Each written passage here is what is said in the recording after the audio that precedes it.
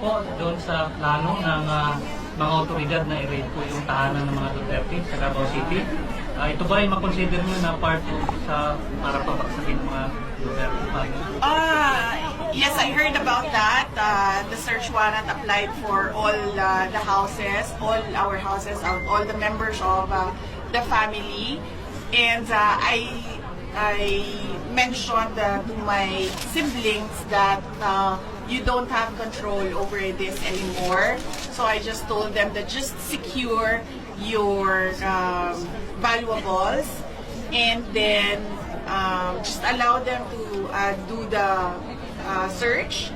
And then we expect that there will be planted evidence inside the houses. So I told them that we'll just have to face that as well, because that is the template that they did with former Congressman Arnie Teves. It's exactly the same template. So I told them that it's pointless. It's pointless to fight. So just allow it to happen. It doesn't mean that that search is illegal.